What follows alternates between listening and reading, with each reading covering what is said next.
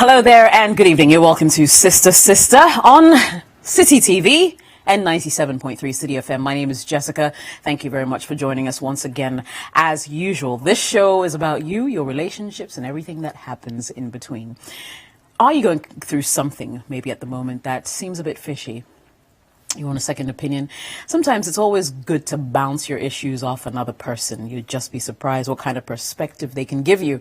And hopefully we will be doing that for you today. And so we request that you send in any questions that have to do with your relationships, any questions whatsoever, and we'll be more than happy to address them as they come in.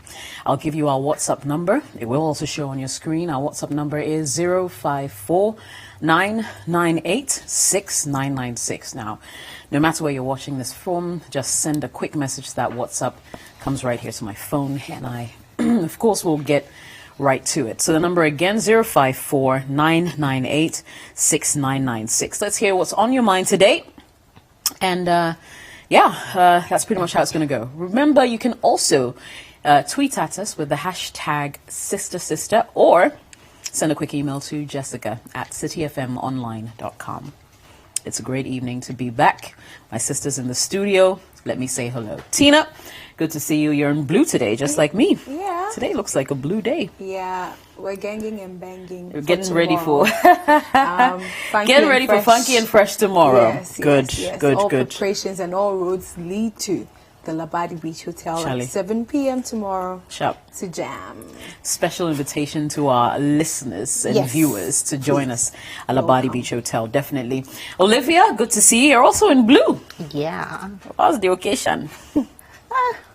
You know how blue is very calming? I guess we're all in a calming mood, But me, I'm relaxing. I'm taking some time off from work. So, yeah, I'm on leave. So I'm enjoying that and enjoying my kids at home and happy more. Most importantly, enjoying the kids. Good. Family time, very important. Yeah. Rosie. I'm jealous. Why are you jealous again? I want me some leave time. I know, don't we all? Oh, sorry. That it's all good. How have you been? I've been great. Great. I've been great. Yeah. Very eventful week, but I'm cool. She's also in blue. I know, right? What's happening? What's going We all on? got the memo. Someone got the memo. Okay. All right, cool. So let me just go right ahead. What I'll do is, whilst we wait for your messages to come through, I will start reading a couple of the messages that we were not able to address because of time last week. So I'll go straight to this one from Mohima in Kumasi. Now she says, Jess, good evening. I'm currently staying with this guy who I found out was cheating on me with a friend we recently met. When I found out, he accepted his fault and we both agreed to leave it behind and move on. Now, when I snoop into his call list, I still see that both my man and this girl have conversations. I don't know if I should still confront my guy. If I do, he'll know that I've breached what we agreed, that no one should snoop through each other's phone. But sisters, this is eating me up. What do I do? They're not married. No, doesn't sound like it. Walk out. Just like that. No, you caught the guy. Okay, so I guess I'm very drastic like that. But you caught the guy once. You've forgiven him. Yes, everybody deserves a second chance. You've forgiven him. You've decided to move on. Unfortunately, there's nothing you could do about snooping. As women as we are, right, if we're in a relationship and everything is going on okay, and then all of a sudden, your guy gives you a reason to doubt. We don't just get up and start doubting or start being suspicious. You need a reason to be suspicious. Well, at least, I don't know, like 80% of the time.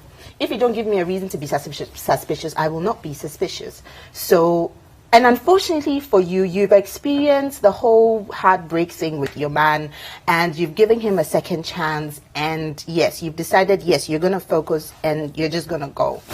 But you're human. You went snooping around again, and then you found whatever it is that you were suspecting. Do you see what I mean? Really? What else? Are you waiting to get married? Say I do. And the guy will never stop cheating. And then what do? Right now you're young, you're single, you have your whole life ahead of you. I'm not saying that it's easy to jump into the next relationship, but you can see trash in front of you. Ignore the trash, throw the trash. That's why it's trash. let trash be in where? In the garbage bin where it's supposed to be, and move on with your sweet life. Nice. Okay. I see Rosie is still quiet, so let me just so I think I wouldn't say go straight ahead and leave him, or he's definitely cheating on you again. It could be either ways, okay? I always say ask questions, because first of all, you don't have any justification to going through his phone. Don't say that he gave you a reason to actually doubt him, so you actually are justified going through his phone. As for that, I don't agree with. So maybe you should look for another means or another way of, you know, just finding out or telling him or bringing to light that you know that the girl has been contacting him, or vice versa. Now, if you seeing his call log is not the same as you seeing his messages. Okay, call log could be anything. See, I'm not. You see, that is why for one, I always say that a phone should be your phone. Because if you, that's I just have to clear my throat. Don't we all? Because there's too many misinterpretations that you can give to things you see on someone's phone. It could be that the girl has been bugging him so many times, calling him, won't stop calling him, and probably has blocked. You know, when you block a number, you can still see it on your call. You can tell when it's blocked. Yeah, I'm just saying that there are too many things that go on a phone that you can't just draw conclusions to. So I don't think that you should just jump to conclusion and say that find a way. Maybe you should just, you know, maybe, I don't know whether you have a review of your relationship from time to time. Some people do. Okay, like they just bring their relationship under review, 3 months, 6 months. Some of us do. So if you do, maybe you could say that, okay, so have you been able to move on? If the guy is still saying, I haven't heard anything from this girl since, then you know that, okay, right there is in your face. The person is lying to you because you've seen. But if he tells you that, oh, she's been trying to contact me, but I'm not minding her, you know that, okay, there's something. So bring up the conversation in some other way, but I don't think you should leave. He's not trash because you don't have evidence to that. When you're dating somebody, Okay. the initial dating where you're getting to know each other, it's okay to make other friends. But once you get serious on a certain level, you need to respect that relationship. It's extremely important. Now, this is where I differ with Tina. Because, you see, they're in a proper relationship. The lady has caught them cheating. He has admitted and has apologized to it. Now, if you respect the relationship you're in now, you value the relationship you're in now, that person should not be your friend. Because, you see, that person could easily catch fire. What I mean is that once you've been there before, once you've tasted it before, and you know, there's a beauty about being on the side and offering comfort to a man, because the one in it, because they're in it, they're more serious about it. They're looking at long-term plans, short-term goals. They're looking at how we're going to settle our finances, our investments. Over time, sometimes you get boring, kakra, because you are really thinking about yourself in the future. But that person on the side offers nothing but fun. Good time, great conversation, hang out, maximum 2-3 hours a day, have conversations, you don't sleep together the whole night, you know, things like that. So at the end of the day, you realize that it's easy to fall back into that trap. So if once you've gotten intimate with somebody, the best way to make sure that you never get intimate with the person again is to cut ties, especially in the immediate. There are some level-headed people who understand that, oh yeah, we're just understanding, it's like we're just plain understanding, and we're just doing this, we're just doing that. So they can afford to have a clean break and later on be friends with you. I mean, they see you and like, hey, Charlie, do you remember those times? And they just walk away. But that's in the minority. And even that, there needs to be a clean break. My take is that when you don't want to be with somebody, don't do that thing. I don't want to be with you, then one leg in. I don't want to be with you, then one hand in. I don't want to, I'm just picking calls, or I'm just responding to their text. Because that thing about, oh, she's been bugging me, but I'm not minding, it's a lie. Encouraging because there some is no kind of- level-headed woman who would call you once, twice, 3 times. You don't mind her. By the 4th time, she's probably sending you something nasty, or she'll be going on and on. But at some point, it will diminish because she's realized that you're not minding her. But so far as the communication it keeps coming, and this thing about the phone, you see, I believe that you don't have to snoop into each other's phones. But why do you give me an order? True. You see, I will not go. They agreed. Let me finish. No, he didn't give agreement. The agreements. No, Tina, let me finish. There may be agreements. All I'm saying is that prior to whatever happened, that agreement. there was that Doesn't agreement sound like- wasn't there. Now, agreement sometimes is reached by coercion, or by manipulation, or by persuasion. So, for the relationship to go on, because your heart is invested, you would agree, okay, let's not do this again. Because you looked through my phone, that's why you found out. So let's keep phones out of this, because my love for you is genuine. Okay, fine, agreed. I won't snoop through your phone, you don't snoop through mine. But you see, a child, when you tell a child, don't go and touch this, that is where the child will go and touch. Anytime you restrict somebody not to do something, that thing suddenly becomes attractive to the person. Sure. So all I'm saying is that the moment that discussion is there, that my phone is my phone, it wasn't there before, but after a cheating incident, my phone is my phone, don't touch it. Your phone is your phone, me too, I won't touch it. Yes, I'm sorry, I've admitted, I'm not going to go back there, but from now on, let's not touch each other's phones.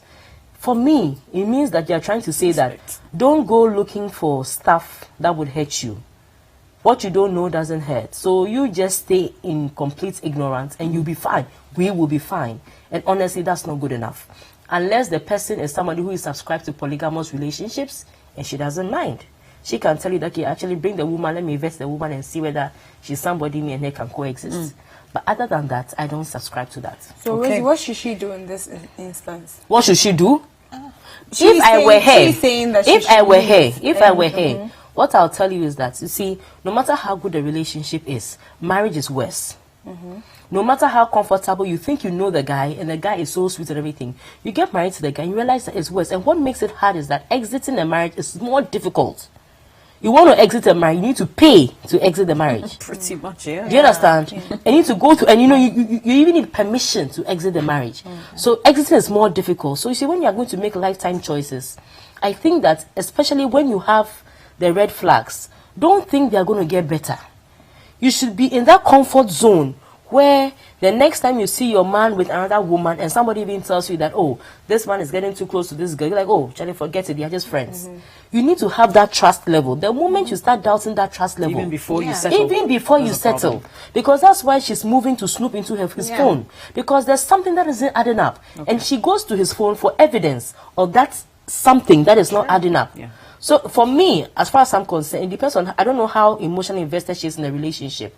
If she's very much invested, then she should start taking her emotions out and start thinking with her head.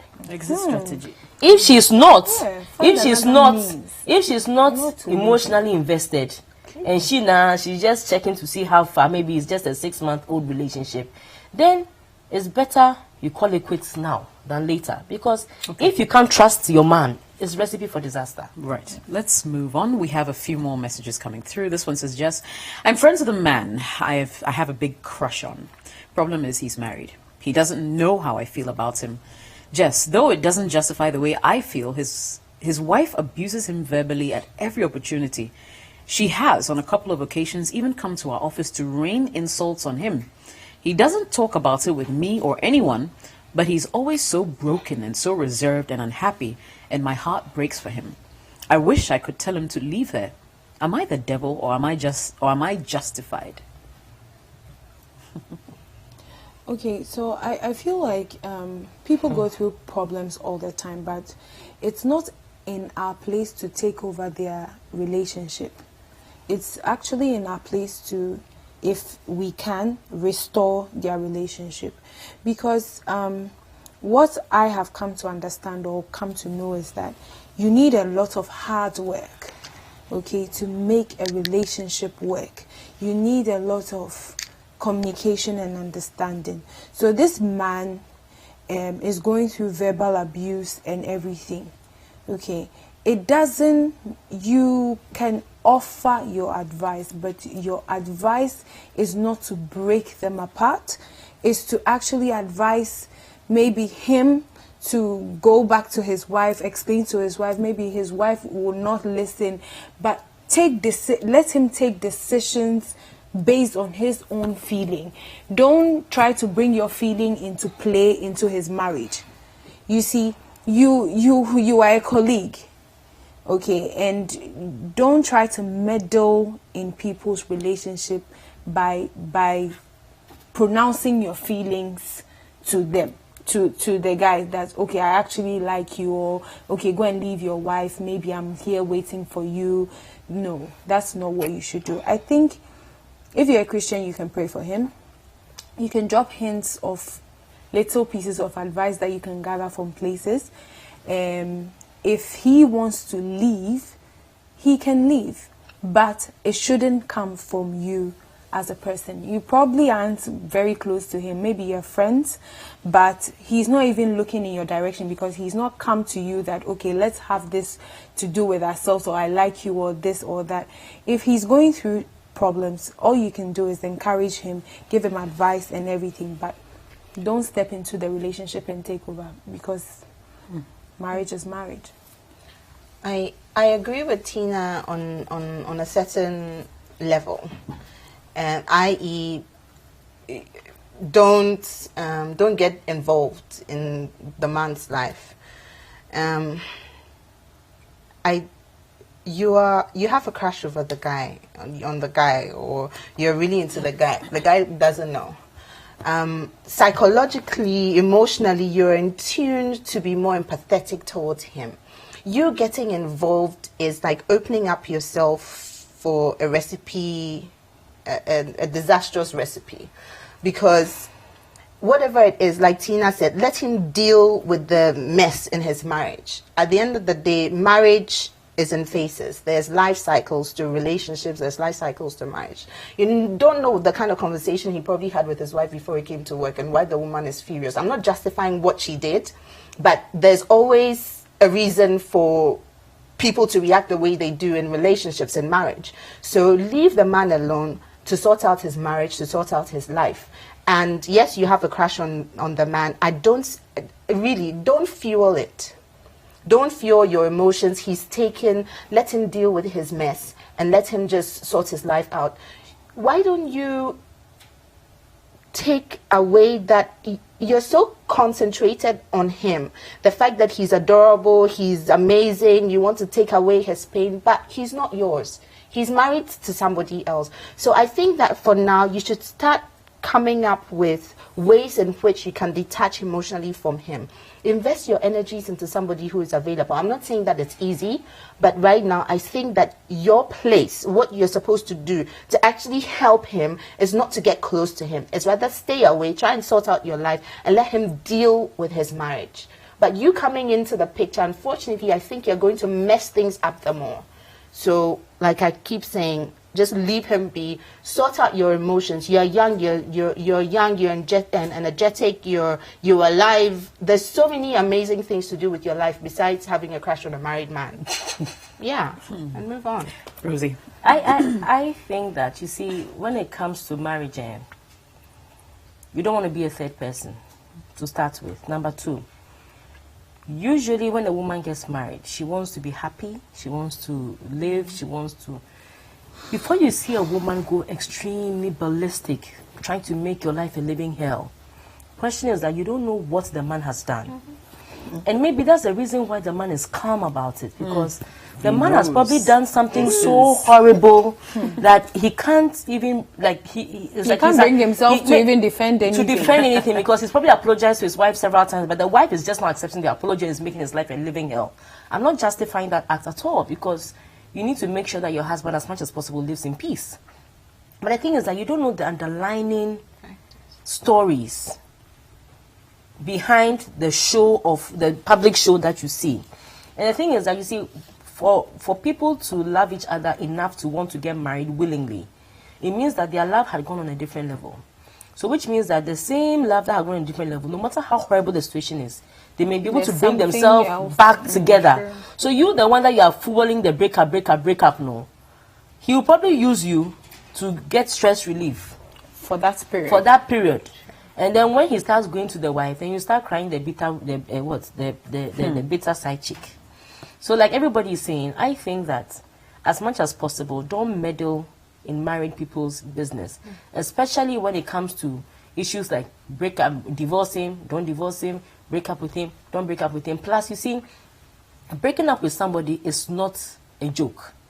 So normally, if you want to break up, you need to mentally arrive at the breakup point. So for all you know, if the woman is so bad for the man is probably taking his time to arrive at that breakup point. So that when he leaves, it will be his decision solely to leave. He understands the consequences and he's leaving. That way, he's not going to look back. Never to look back Now, again. if you are a catalyst to his breaking up, what's going to happen is that he'll probably be with you. You do everything right. But mentally, he will still be with his ex-wife. And that one is even more disastrous for you. You understand? So I think that sometimes allow the person to genuinely break up and want to be with you. Don't be a catalyst.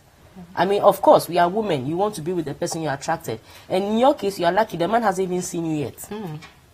So why are you bothering yourself? Even wanting to advise him. He doesn't need advice. Maybe Leave for him. you, the guy doesn't this thing very well. And the woman is, and the woman is naturally, and the woman is in perpetual anger. You never know. Then you go and carry this thing. Only for you to know that this thing is not this thing. Hey, then now you will be the one screaming. And yours will be nice because it's in the same office. She can't even scream. There's nothing to scream about. Let's move on.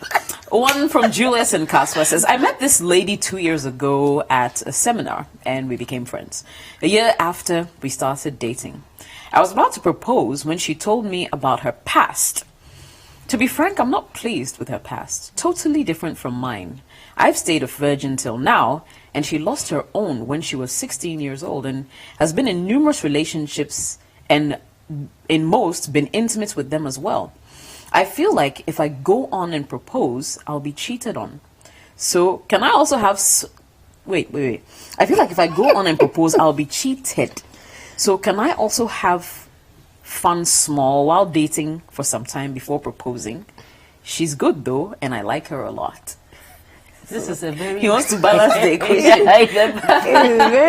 Oh Lord! No, the guy is in a different world. It's an interesting distance. You know, it's sad that people actually try to use people's past against them, especially just on the count basis. Because she lost her virginity when she was 16. My question is that at the age of 16, what did she know? She probably didn't have proper guidance. Yes, she made a mistake. She did something she shouldn't have done. But the thing is that maybe whoever she broke their virginity with was not a good person at all. Probably abusing her or probably cheating with other people, or suddenly got up one day said, I'm breaking up with you.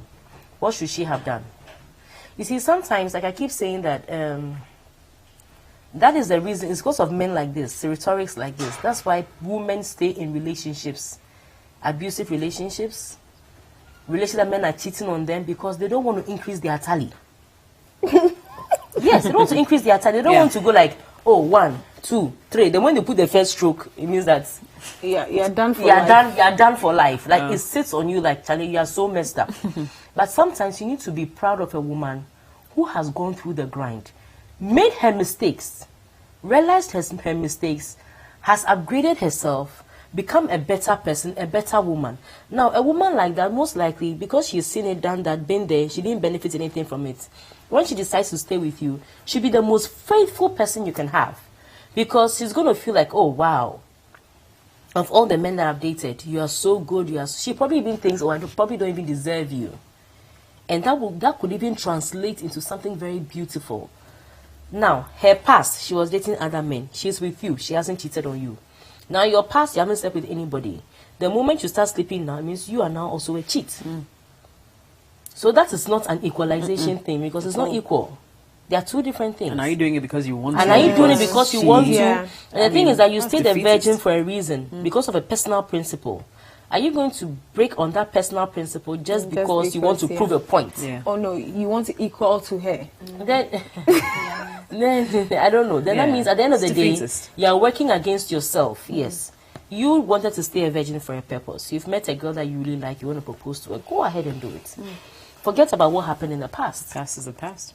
past is the past. And for most young men out there like this man, if you know you can't deal with a woman's past like that, just let her go. Yes. Me, I'm like drastic like that. Because really... Actually, I agree. I agree. Yeah. We all I agree with You this don't- one. Totally. We all agree. Because women, a lot of women have stories.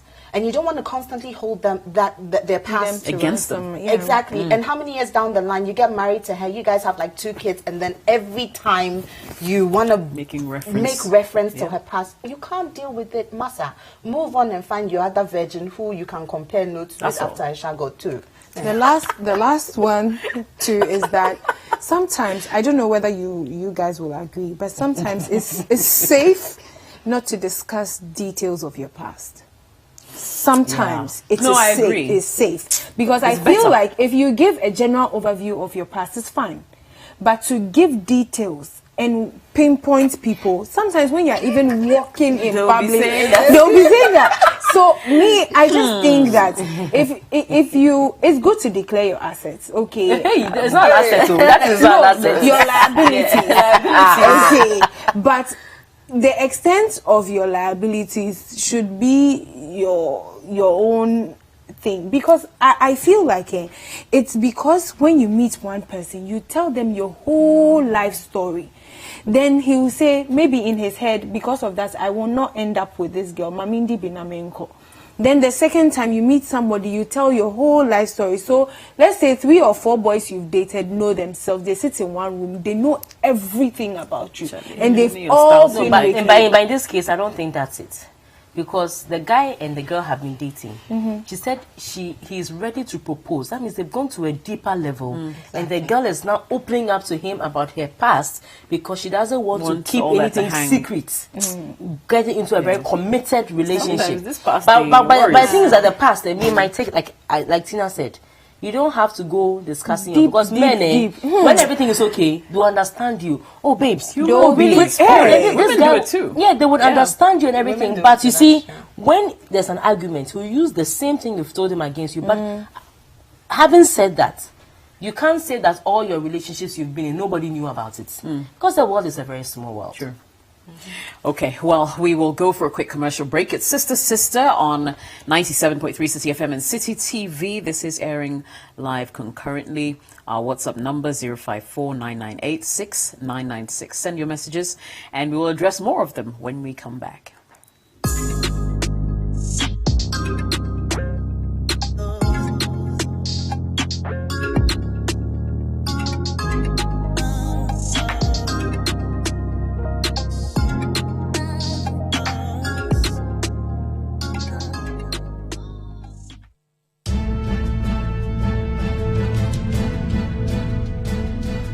It's engaging, detailed, and loaded with factual and incisive analysis. It's The Big Issue, your preferred Saturday morning news and current affairs analysis program on City TV. Tune in this and every Saturday at 9 a.m. and hear the newsmakers discuss the top issues for the week. At that time, Charlotte was complete. I'm not defending Charlotte. I'm talking about the way we behave like hypocrites and ostriches in this country. At that time, she was a perfect person. It's The Big Issue with Stella Madonu on City TV. This and every Saturday at 9 a.m.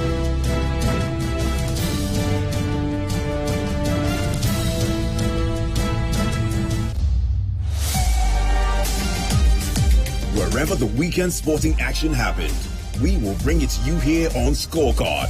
Every goal, every dunk, every punch, the winning strides, and the winning volleys. Come international media. He said, look, wait, sit and wait. Let me have a meal with my people. And I think that's the same cool, it's the same organization he brings to the field every time I've seen him play. He looks to me like somebody who has played over 50 caps already. Okay. But this guy has barely played over 25 caps for the national team. All of the weekend's action in one place. Scorecard, every Sunday at 7:30 p.m. prompt on City TV.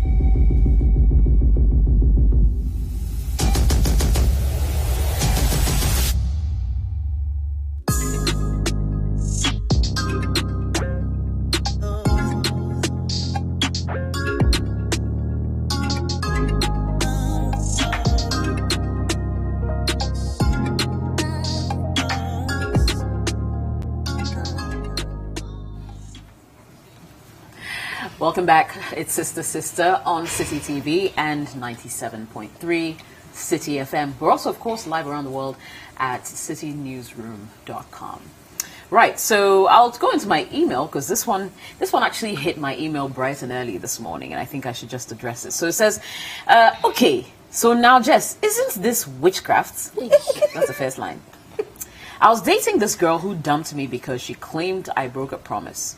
I promised to take her to Royal St. John on her 23rd birthday, but it couldn't happen because of the Access Bank IPO that came out, which I explained to her way before her birthday came.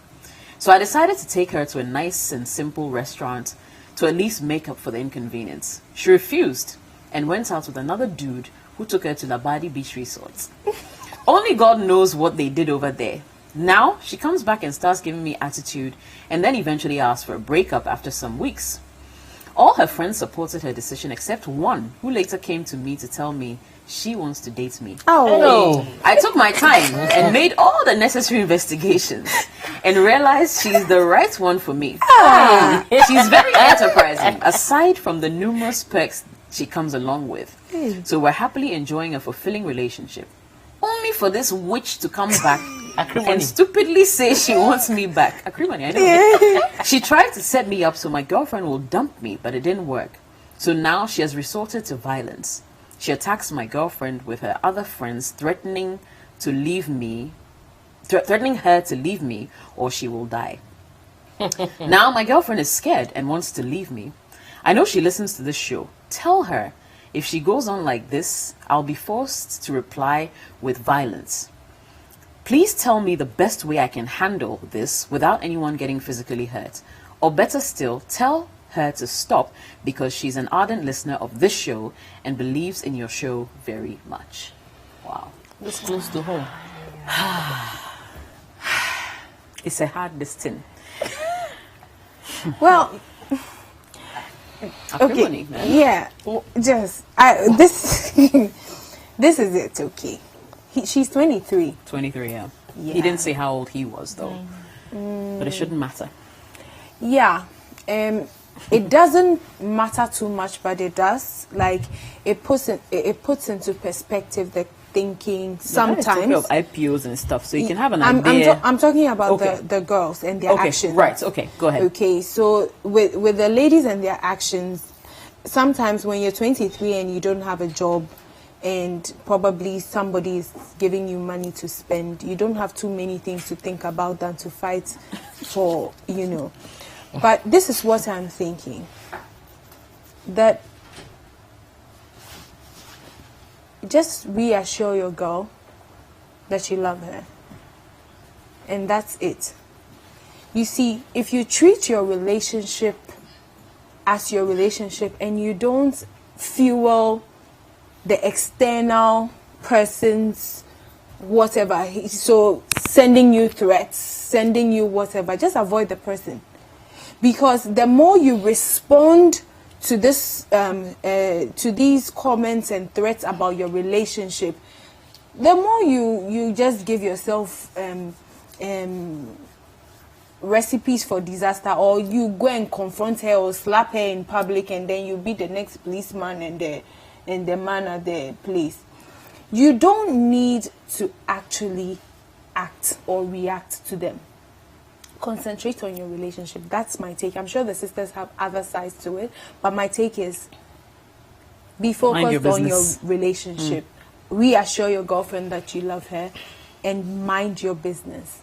Just ignore. For me, I know I'm always drastic, but really, you should have seen this coming. Really? How? No. You see, for me, right? Both girls, right, are immature in their decisions, and yes, you broke up with this girl, ended up with her friend. I have a big problem with the fact that he was in a relationship, it didn't work out. Yes, the girl was doing her, like my son would say, her kasha stuff, right? And then he broke up with her. But you see, it's a small circle. What was this other girl doing in the guy's life? Now they're going out, and then obviously obviously the other girl is gonna come back. Hey, you won't say obi pe. But you see, it would take a while for him to actually have peace of mind.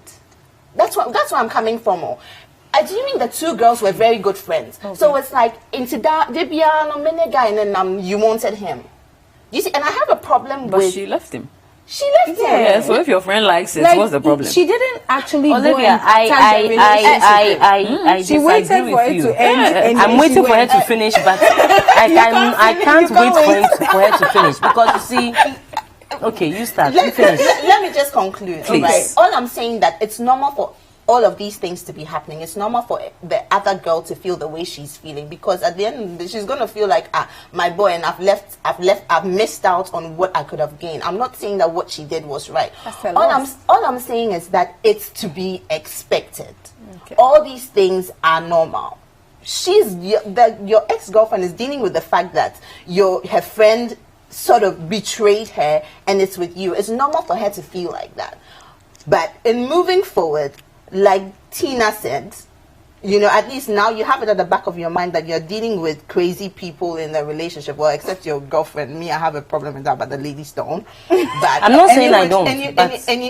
Any which ways, yeah. But just know that it's to be expected, and you should be ready to face whatever it is. You can react, you cannot react, but at the end of the day, I want to tell you, don't be violent. The last thing you want to do is to be hitting a woman. Yeah.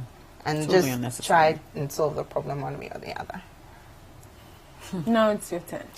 I don't even know where to start from. You know, when it comes to dating, friends and all that, look, the only friends that you expect not to cross lines with your man really are your family, people you share blood, and people that you are close to a certain level.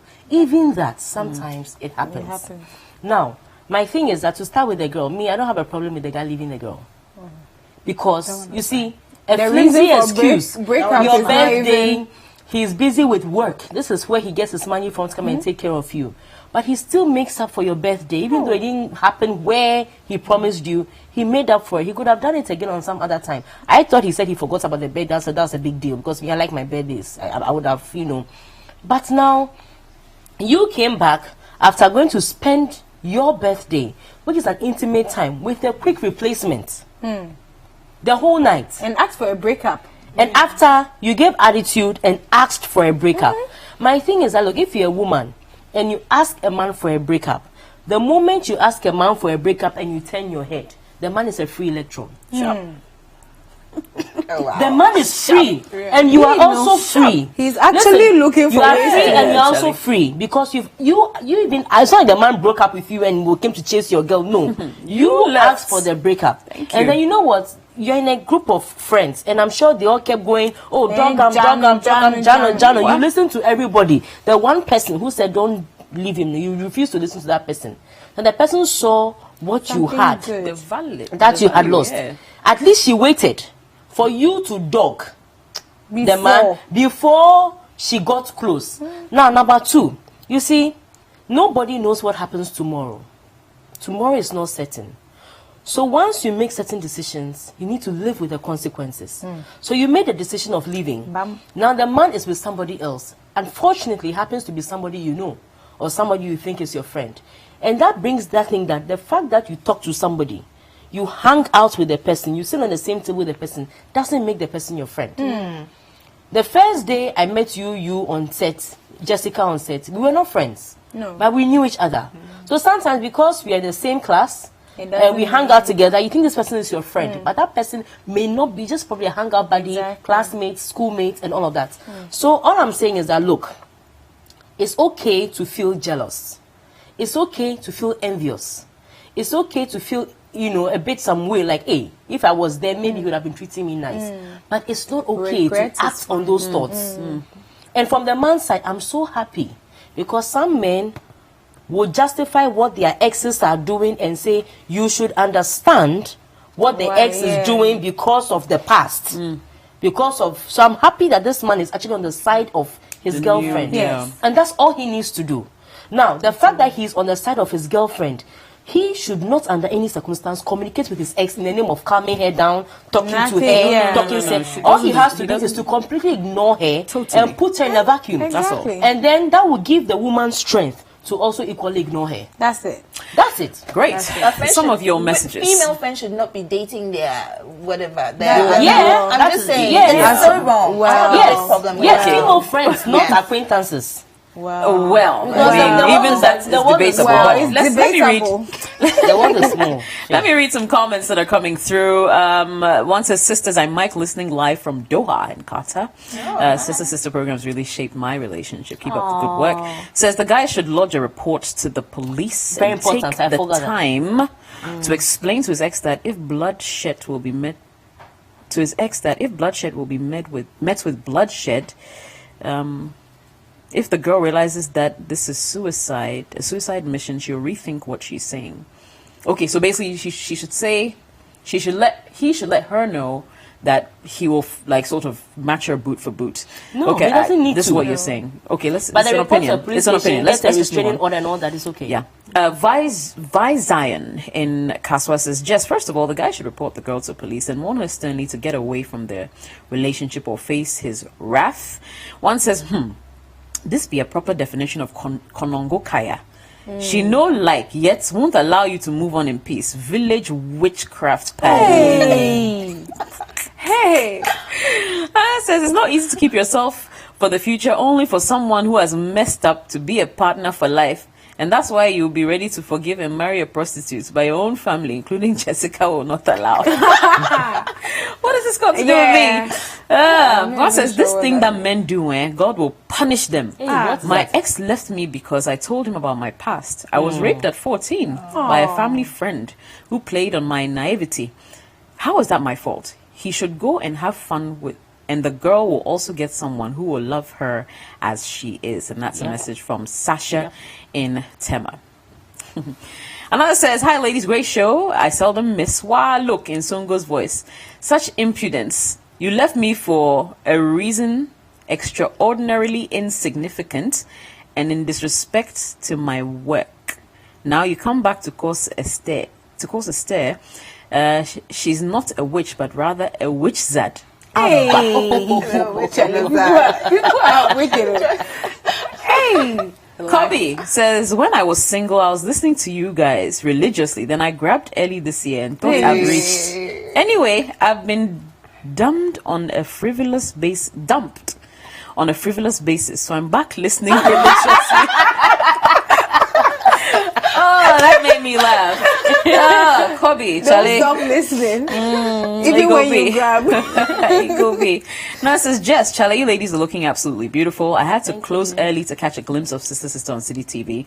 Keep it up. I don't have any relationship problem though, but the guy did the best thing by dating his girlfriend's friend.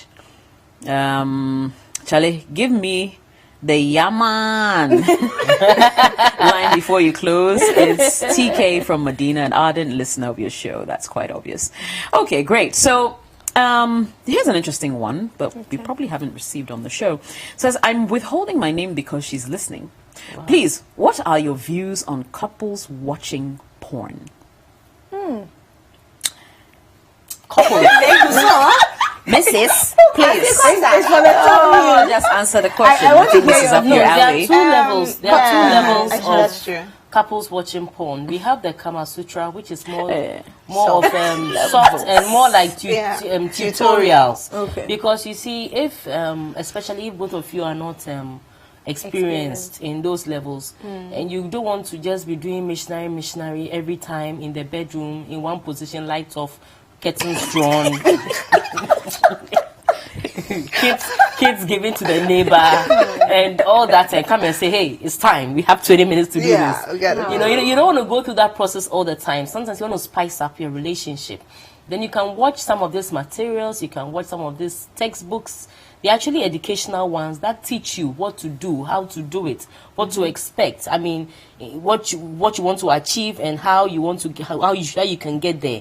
That is okay. But when it comes to the hardcore, What I don't like about it is that it gives you impressions and fantasies that are so unrealistic. Because these are scenes that were acted sometimes over hours, sometimes over days, perfected into like 5 or 6 minutes. And then you expect, or maybe the man expects the woman to do everything that both of you are looking at. Helicopter, chandelier, outside the pineapple. Why do you like this debug? Pineapple falling, and all kinds of styles and the durations, and then the women also getting mixed up that, you know what, okay, for a man, you need to go like 10 minutes and still... There's a formula to it. There's a start from one place to then you go there, so at the end of the day, you realize that when you are addicted to watching that, it gives you misplaced fantasies. And secondly, sometimes it kills your natural desire to want to be with each other. So which means that it may get to a time when your wife or your husband will not excite you. In order for both of you to get excited, you need to watch it. Yeah. It depends on the stage on which you are. So for me, I don't have a problem once in a while watching something a bit on the soft side, just to play with your imagination a little bit. Probably do a bit of dress up, do something... Role play and stuff like that.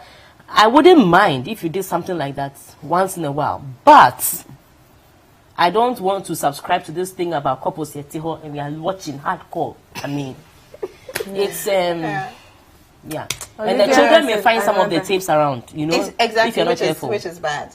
But Rosina has said it all. In a nutshell, you don't want to be addicted, because once you're addicted, it sort of messes up your entire love life, and then the passion. But you see, what better palette to use besides your human anatomy, both of you? You see what I mean? He's your husband. She's your wife. We are seeing. And it's for better, for worse. And, behind closed doors, that is where, both of you get to actually enjoy each other. Stop laughing. See that? That's where you both actually get to enjoy each other. Why are you blushing yourself? Olivia.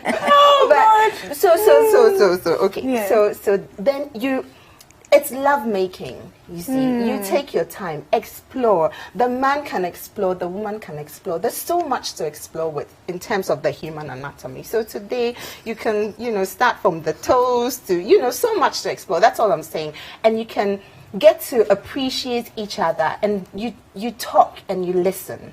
Sometimes not all men take it. It's an ego thing, whereby they don't even want to hear what you have to say. But when it comes to intimacy, a lot of listening. Sometimes you listen to your partner and how they sound and how they react. What about if you have a quiet party? Whether he's enjoying it or not, you don't know. The next thing you hear, exactly. And with intimacy, it's express yourself, really. You have to express yourself. As the woman, you can't just, like we say it all the time, you can't just lie down like a log and not be expressive. And as a man, you can't just bam, bam, bam, bam, bam, you're done, you're in and out of that. No, when they finish, you lie down. Oh, Lord. You can't just do that. It's supposed to be enjoyed. It's not a chore. But enjoy, take your time, communicate verbally, non-verbally, and enjoy the moment. And you can get that from Kama Sutra, isn't it? Yes. Yeah. Yes, that as well. But basically what I'm saying is that another option is to explore. Absolutely. And then the more you explore, the more you get to know, and then the more you can say, oh, maybe I don't like this touch, I enjoy this touch more, and all of that, because it's all communication, and it all adds to making it more exciting and more enjoyable. And then the styles, there's so many. You can constantly, practice. You can invent some in between. You can invent some. I like the invention. You know teabag? You know teabag? Oh, tell me. Please tell me you know that. You don't know. You don't know teabag. I thought stay. Okay. If you don't know, it's okay. Tina, you don't have anything to say about porn, right? You don't watch it. No. Okay, so moving on. Sewa says, Jess, my ex is still owing me. Oh. It's been more than 3 months now, and the payment date is long overdue. Yet he'll send me a message to check up on me as if we are cool, without talking about the money. What should I do? Ask him. Is it him or her? So I sent it, so I'm sure it's him. So, but how much is the money? We don't know. But money is money. For her to actually send a message about it, then it means it's significant. Yeah. And what is significant is relative. 100 cedis is significant to someone, and 1,000 cedis is. I think that when someone owes you, generally, apart from being in a relationship, if the person owes you, ask for your money back. Especially when they've asked you that, okay, I'm giving it to you at a particular time, and they haven't brought it back. Don't walk about in your head thinking that, this guy, he owes me. And ask for the money. Because if you're a Christian, I say that decent Christian. Yeah, if you're a decent Christian. And in the comments I had last week at work, somewhere in the Bible it says that I think when someone owes you, ask for your money back. If you don't, it's a sin. Yes, I will look for it for next week, and I will Don't let forget you know. to. So please, I beg you, don't reply to the nice messages and be sending us a message when your money is still with your ex. Ask him, Charlie, the money, what's How? up? But you know, I want to quickly find add, out, at what time was the money given to the ex? that's what No, I but wanted. a loan is a I loan. know a loan is a loan, but you see, let's be realistic. Loans given in relationships, Wait. the moment you give a loan in a relationship, half, you may not be expecting it back, unless it's a huge business loan. But some of the loans you give in relationships, oh, babes, shall I give you 100? I will take give you. That's the. In fact, once you move the 100, just think that it's not coming back. Okay. And especially if that is the precedence that has happened in the relationship, what happens is that at the point of breakup, then you now remember, or Jamaica, you now want to collect it. But he is thinking that whilst you're in the relationship, it was you standard love me. practice. Yeah. You owe me, I owe you. It's okay. Man no go vex. Man no go vex. You understand? So sometimes if you're not careful, you would go thinking, say, he owes you, unless it's a business loan he took, a loan to do a project, a loan to do something. But if it's one of those loans like, oh, I've seen a nice pair of shoes, I want to buy it. Oh, babes, do you have 100 for me to top up with my money? And you have added all of that to make up a loan that he owes you. Most likely, at the point of the time that you say he owes you, the man doesn't even know exactly how much he owes you. Yeah. So that's why I want to find out. I agree, because to quickly add to what the ladies have said, there's a scenario whereby two couples, right, they were in a relationship. Cut a long story short, the guy promised the girl a birthday party, and then promised to finance the birthday party, and then they broke up before the birthday party, and then the girl calls up and says, "Hey, Master, you promised to Really? So you owe me. Really? So you owe me." Sad. So, But the promise was made before the contract was abrogated. Hey. so why does he owe? On Jenica, so that's the thing. You want to make sure that it's not a trivial "I owe you," but if it's like really deep and monies are really invested in whatever it is, you want to make sure that okay, you have So- it. But bottom line, Tell just me, tell meaning her say that she deep owes and you. deep. Updates. She says he's owing 400 cedis. And says, I even sent this here twice already last 2 months. I didn't see it. I'm sorry. 400 Ghana, actually. Okay, see, me, that's why I was telling you guys that money is relative, or owing is relative. What is a huge amount to you might not be a huge amount to somebody. No, I'm not depending on the I amount. think that the principle in the relationship is simple. Money may be very important to me. So when you tell me that, oh, give me some money and I'll give it back to you, that I will hold you to it. But if you say that, oh, I need some money for something, and But you know, there are some girls, when the guy will ask you that I need some money, the guy doesn't even say I'll give you back. But in your mind, you think, say, Waju Sika or sort them out. But because you are breaking up, you think that it's not worth the investment. You understand? You think it's not worth the investment. So all of a sudden, any money you gave out to him, whether it was under the premise of the guy returning the money, paying back even with interest, those things were not discussed. I think if she has found it necessary to actually send us this message 3 times or 2 times, then she should just clear her conscience by asking. That's just true. ask for the money, and if he says I don't owe you, You know, then you know. and Yeah. can move on. Okay, ladies. We're at the end of the show, but let me just squeeze these in. Okay, Can I Says, give a good shout evening, out? good evening, ladies. I think the lady who is resorting to violence for her boyfriend is not a decent Christian.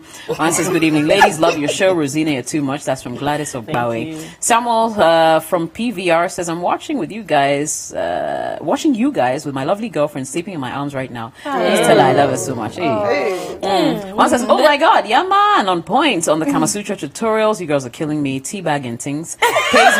It pains me I'm not home yet to watch on TV. I never miss Sister. You ladies are the best. Love you all. Mwah, mwah. Equiapim Polo Star. And that's from Winifred in Accra. Thank you very much for listening, guys. We're out of time, but we'll be back same time next week. My name is Jessica. I've been here with Rosina, Olivia, and Tina. It's been Sister. Have a good night.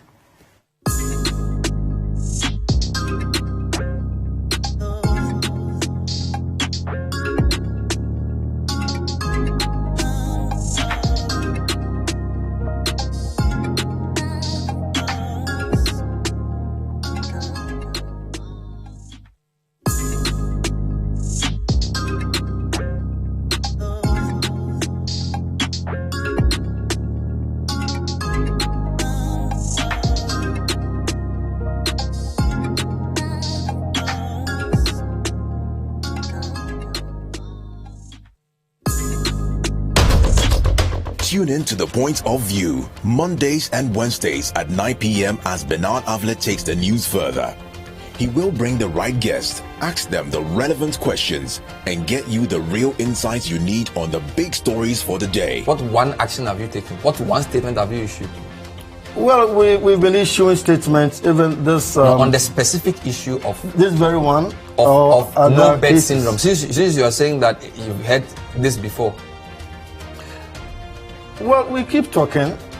The Point of View with Bernard Avlet, Monday and Wednesday nights, only on City TV.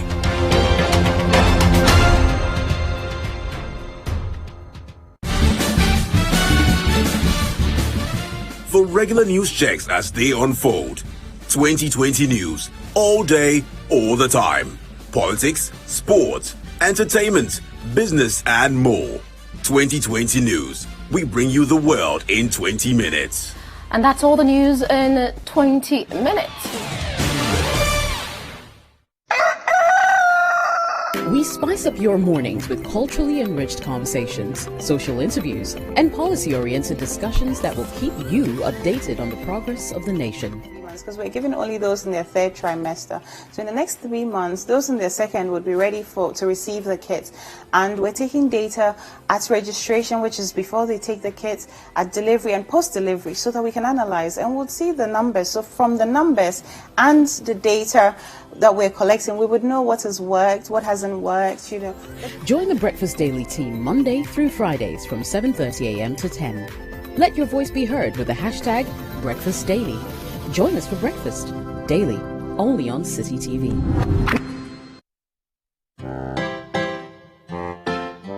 The City FM Literacy Challenge is back. Are you a JHS student? Are you willing to contribute to change? What would you do if you were the president of Ghana? Do you want to win a whopping 10,000 Ghana cedis? If yes, then participate in the Literacy Challenge 2018. Level 1. The year is 2035. The law allows people below age 40 to contest the presidency. As a presidential candidate in a general election, in no less than 600 words, write your manifesto speech. Remember, letter must be in your own handwriting, must be endorsed by a parent or guardian. Add your full contact details and post to the Literacy Challenge, P.O. Box GP 14123 Accra Central, or drop it off at the front desk of City FM at the Baraka behind the police station. Level 2. The top 50 students selected from all over Ghana shall take a written general knowledge quiz. And finally, Level 3. The top 10 students shall compete in the classic quiz competition to win the ultimate prize of 10,000 Ghana cedis. The Literacy Challenge is powered by 97.3 City FM.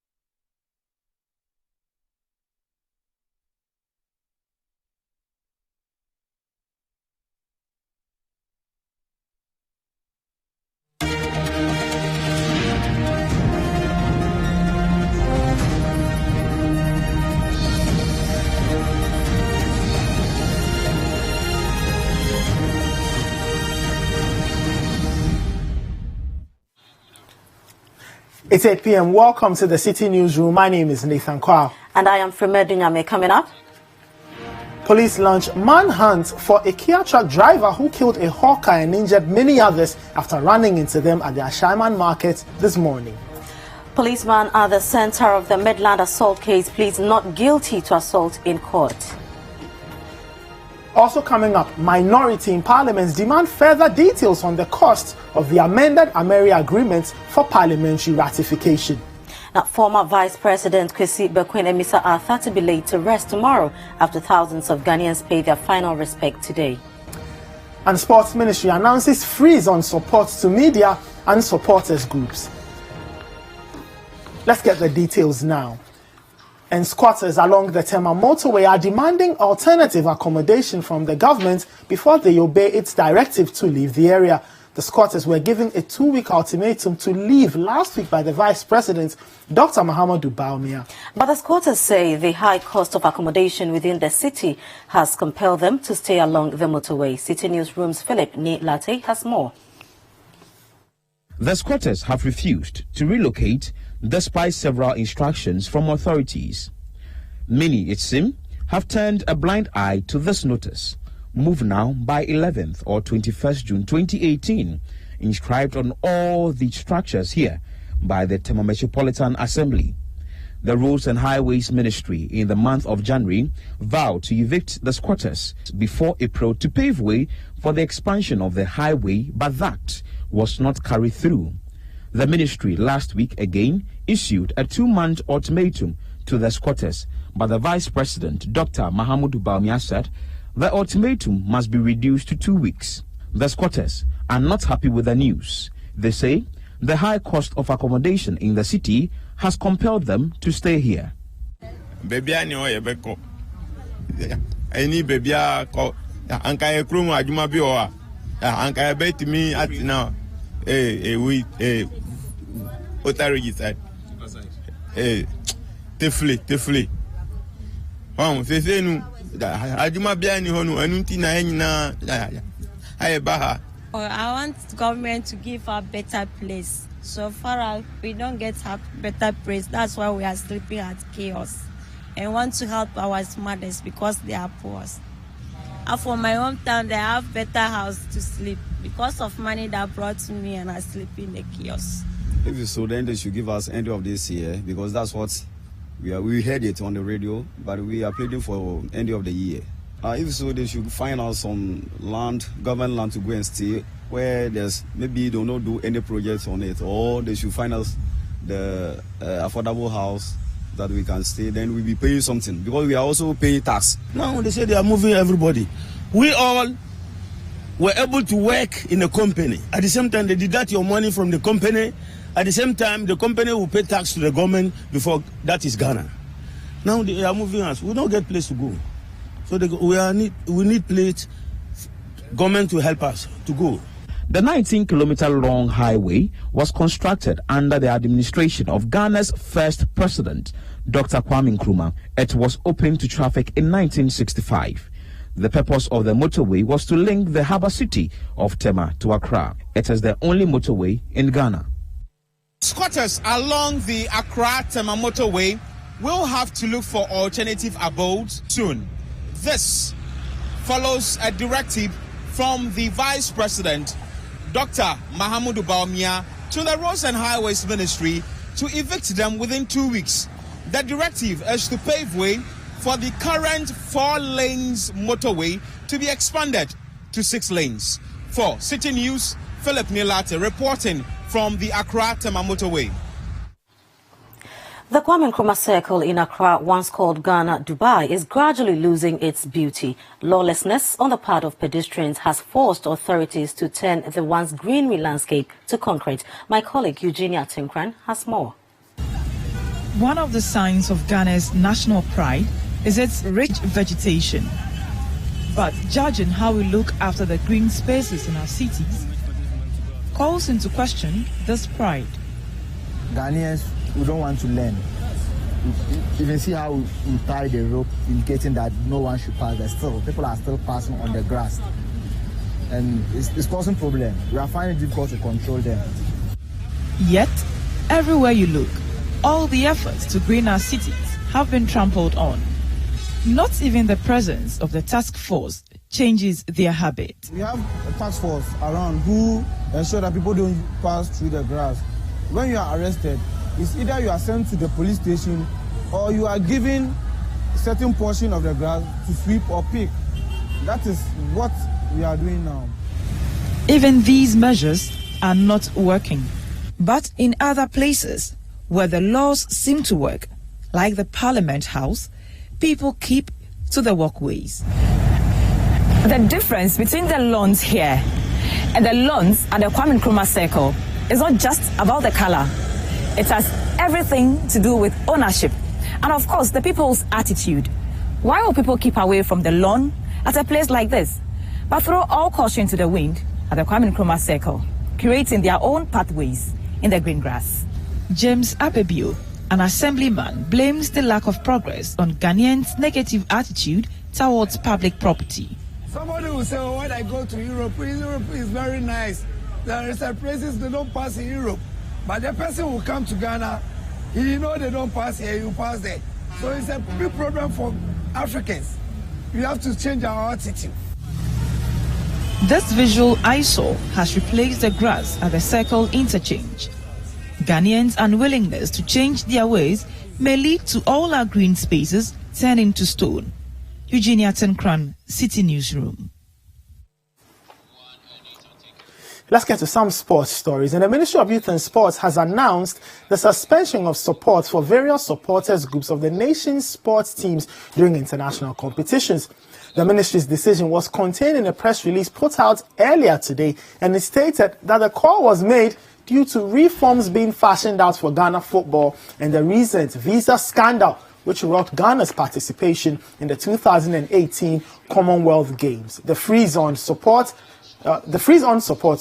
also affects media houses. Now, for more, I've been joined by my colleague on the sports desk, Daniel Kranti. Daniel, welcome to the City Newsroom. Hi, Nathan. What exactly is in that press release? And we know that it affects supporters, but does it also affect media, and how does it affect the media? Yes, it affects both supporters and media. First of all, in fact, there are two reasons for that. Okay. First of all, the ministry has issued the second paragraph talks about the reforms in Ghana football. So we know what is going on in the GFA at the moment. So that is one of the reasons why they are not assisting supporters and media men to travel to go and support the national team. Second reason is because of the Australia visa scandal. We know what happened earlier this year in the Australian, during the Commonwealth Games in Australia, where about 50 Ghanaians were deported from Australia and had to come down. That matter is still being investigated as we speak. So these are the two major reasons why the ministry has issued a statement. Thirdly, you remember the 2014 World Cup in Brazil. A year later, the Jamape Commission report suggested that government should not even assist supporting groups and media men. If any supporters group that wants to travel with the national team to go. So it seems that slowly the ministry is beginning to implement those suggestions, and we've seen this in the press release released earlier today. We do know that the princesses, and this announcement is, you can tell, is directly in line with the Black Princesses. They are going to France for the World Cup, the Under-20 Women's World Cup, which starts on August 5. How will the team get support if supporters are not leaving Accra to go and cheer them on in France? Frankly, it will be difficult because you cannot really remember the last time Ghana went for an international competition without them being accompanied by a supporters group. But the ministry has said that they will contact the Ghanaian community in France to help support the team. But we wait to see if that will be enough, because the team has already had a few problems in the coming weeks. Yesterday, their planned tour to Spain was cancelled. Now they have to continue camping in Pram Pram. The competition kicks off in just about 2 weeks on August 5th. In their first game, they are facing the host team that is France. So it looks very difficult for the princesses, but we trust the ministry. They said they will talk to the Ghanaian community in France. We hope that they can amass as many supporters as possible to go and support the girls out there. Just finally, the bit about the media. Earlier in the week, we heard rumors that the ministry was going to support, according to those rumors. I think this essentially puts paid to anybody who thought they were going on government ticket to go watch the games. Yeah, there were some rumors flying around that some travel and tour companies had been contacted by government to assist media men go on this trip. But this statement which was released has refuted that it's not happening. So if any media house wants to go to that competition, you have to fund it yourself. Government is not making any input into that to try and help any media house make that trip. And that is mainly because of the Australia visa scandal. There were fake journalists from fake media houses all manipulating and trying to get themselves in. And we saw the disgrace that it brought into the nation. So the ministry is simply saying, no, if you want to go, you have to fund the cost yourself. Let's move the conversation on slightly from this statement to the Black Princesses, since it's just around the same topic. How are they preparing for that World Cup? You mentioned that they couldn't go to Spain. What have they been doing? Have they received any visits or any words of encouragement from the government or anybody who's in a position of power? Yes, yesterday or 2 days ago, the head of the liaison team, that's Dr. Kofi Annan, visited the team. He spoke to the girls. He spoke to them in the frame of mind that they were supposed to leave the following day. It didn't happen. They were supposed to go to Spain, as I mentioned earlier on. That didn't happen. They had a scheduled match against the Spanish under-20 team. That couldn't happen. So now they will continue to camp in Pram Pram. They will leave the country straight to Paris on Monday morning to go and continue their preparations there. We don't know for sure if they have a scheduled friendly match during that time. That's from next week Monday to when the competition starts on the Sunday. That is 5th of August. So as it stands, the Black Queens necessarily don't have any preparation match ahead of that tournament. But obviously, we wish them all the best. They're also missing their captain and key player, that's Princella Dubia, through a knee injury. So things don't necessarily look good for the Queens at the moment, but we trust them. They've had a very good qualification period. They show that they are top of African football when it comes to under-20 level, and we hope that they can make us proud when they go out there. Just finally, what are their chances? We do know that the Princesses have struggled in this competition over the years, but just quickly, what are their chances this year?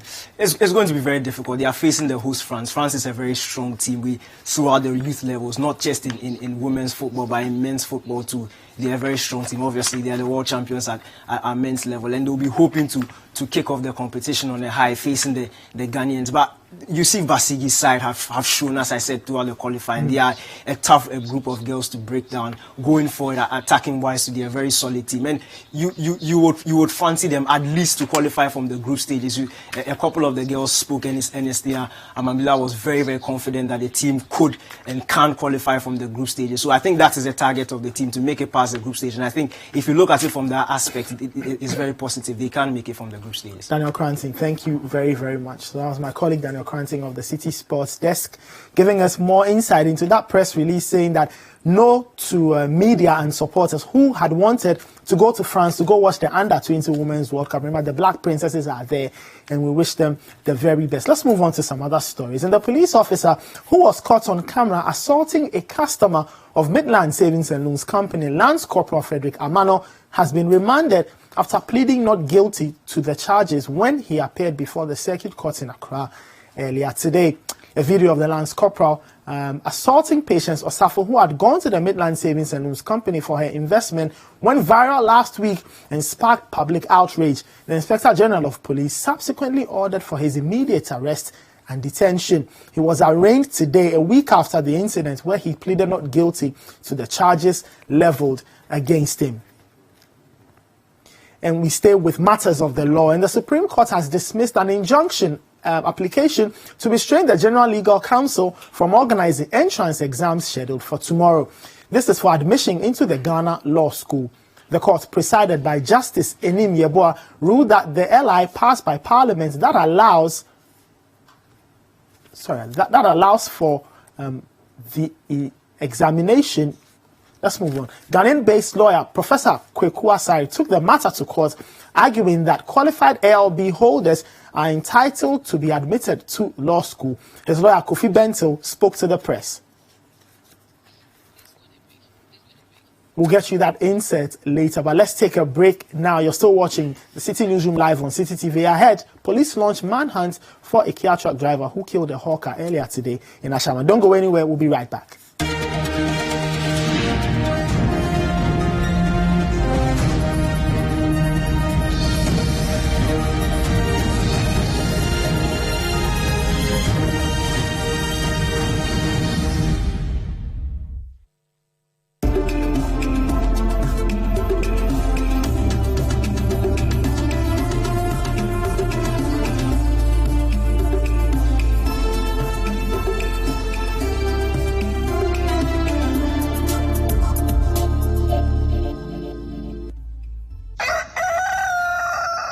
Spice up your mornings with culturally enriched conversations, social interviews, and policy-oriented discussions that will keep you updated on the progress of the nation.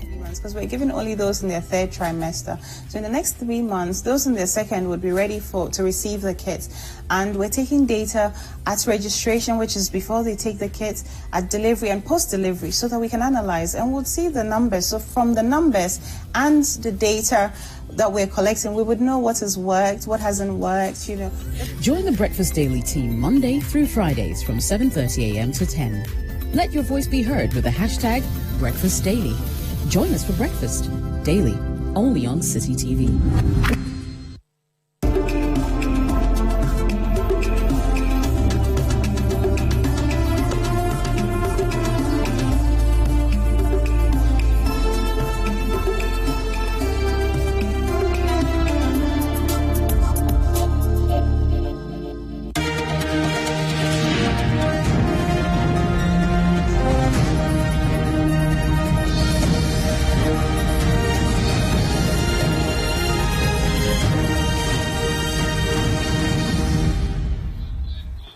Thanks for staying with us. You're still live on City Newsroom here on City TV. The Ghana Union of Traders Association, GUTA, has threatened to boycott deliberations with the government on getting foreign traders out of Ghana's retail markets. The threat follows that what the union describes as bad faith on the part of the Ministry of Trade and Industry in unilaterally taking a decision to suspend an exercise to remove foreigners out of Ghana's retail market. The ministry earlier announced that it would undertake an exercise on the 27th of July to remove foreigners from Ghana's retail sector. But GUTA has accused a Deputy Minister of Trade and Industry, Carlos Ahinkra, for making a U-turn without consulting the union.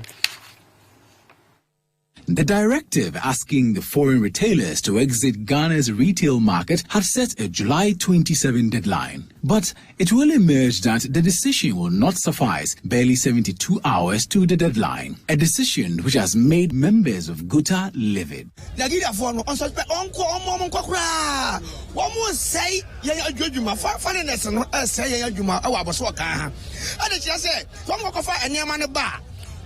To be a Maya, passing home to a man, and also the number at Tomaya.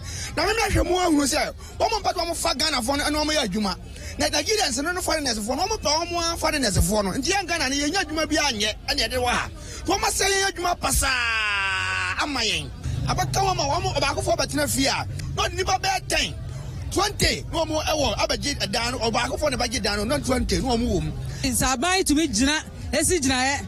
Nanka utimi bua emasa ayi se ompa mo amukra na obeteki measures bia mo market se omo so do omo niema eba market omre kwa yen de niema Ghana ni bia ntimi emfa na niema ntua na nsa no nko obi kuro so okwa koton niema wanwa wo enti aban ne mo ayen no ntimi si gina yen ma yen measures ebe bua ama market na timi move ama yen no ne yesra ban se onye. But Deputy Trade and Industry Minister Carlos Ahinkra insists the decision to back down is to allow for sensitization. We came out with a publication and gave a deadline where everybody must comply. So these representatives come back to us and said, no, this is not what you told us. They said once you develop your concept, you're going to sit down with us and educate us or tell us what we're supposed to do to be compliant before any deadlines are given. Now you've got ahead straight to give a deadline. We think it's not fair. And ideally, I think that is not fair. In the heat of the row, the foreign retailers are also warning of an imminent trade war between Ghana and particularly Nigeria. In their words, they will retaliate in equal measure. Importance, which we wish to bring to the attention of the Ministry of Trade and Industry, is that Ghanaians and trade institutions must stop the unnecessary antagonistic confrontation with Nigerian traders in Ghana, a development which could result into full-blown trade war and violence. The GIPC Act prohibits a non-citizen or enterprise not wholly owned by Ghanaians from engaging in activities such as the sale of goods or provision of services in the market, petty trading, or hawking or selling of goods in a store at any place. Also, such a person or entity shall not engage in the production of exercise books and other basic stationery, nor the operation of a beauty salon or a barber shop. As the local retailers await patiently for the next move from the Trade Ministry, the second Vice President of GUTA, Charles Jan, insists they will denounce any collaboration to register their displeasure. GUTA, our position now is that we will have no business dealings with the Deputy Minister, Carlos Ainkra, because he has betrayed us, and somebody who has betrayed us cannot be trusted any longer. For that matter, and for those reasons, as we've stated earlier, we are suspending our participation on the retail committee. We are insisting and telling our traders that we've suffered for far too long.